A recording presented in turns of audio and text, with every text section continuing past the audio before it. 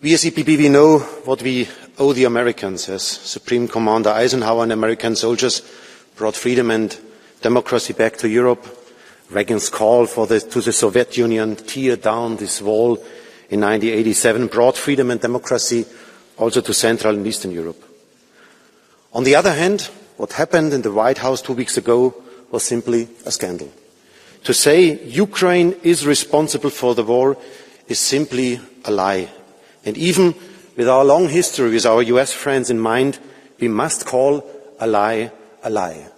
No one can twist the truth. Putin doesn't want to end the war, he wants to end Ukraine, and as Europeans we will never allow this. After the speech of Vice President Vance in Munich and what happened with Zelensky in the Oval Office, one reality is clear, dear friends, we are alone. The world is in turmoil. Europe has to wake up. We have to become responsible for ourselves. Our security is not in the hand of Washington or Moscow, it must be in our hands. Since 1952, Madam President, Commission President referred to this, more than 70 years ago, we had the first idea of building up a defence union. I have to say, we wasted a lot of time in the last 70 years for discussing it, endlessly. Last Thursday, putting 800 billion euros on the table to build up a European defence was an important step, showing that Europe finally takes its defence into its own hands. Money is in this regard a precondition, but is only the starting point of doing so. We need to go further. The first point, we would save a lot of taxpayers' money if we act together. We have 17 tank models in the European Union, the Americans only have one. We need standardisation, we need an obligatory common procurement, and we need to build up a true European market for defence goods.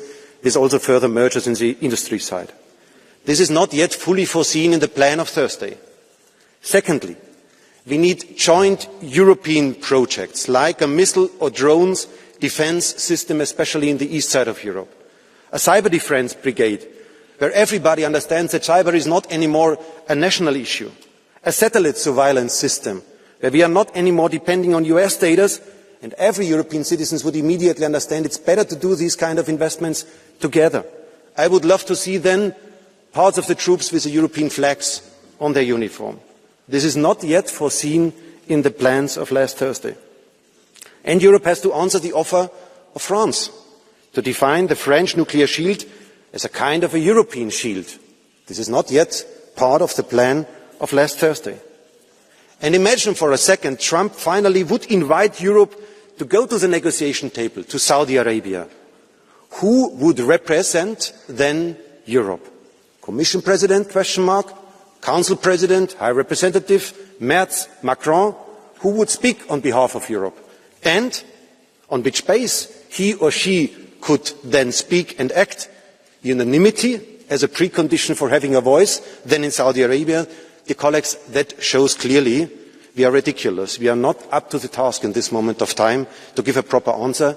Kissinger said years ago, decades ago, whom shall I call when I want to speak with Europe? And let's be honest, he didn't give a proper answer on this until now.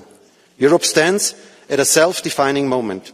I think we should once in the future elect the President of the European Union directly by the citizens of Europe. Is this naive? Is this a dream?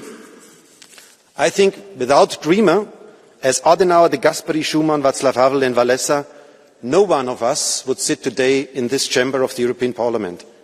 The truth is that the plan of 1952 was more ambitious on a European spirit than what is on the table today. We need dreams that create hope and the determination to implement them.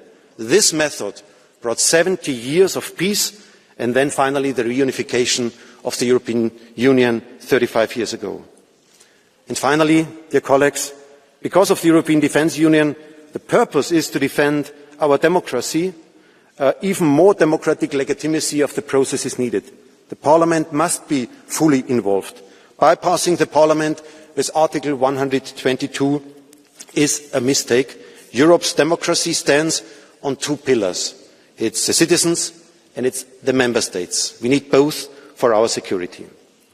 Last Thursday, was a great starting point, and I truly congratulate Ursula von der Leyen and Antonio Costa for the strong message, the will to invest into our defence and to our strengths. But this can only be a starting point. The main task of our generation is to create a true European defence union. The European People's Party is ready to do so. Thank you very much. And now I give the floor to the President of the S&D Group, Iracha Garcia Perez.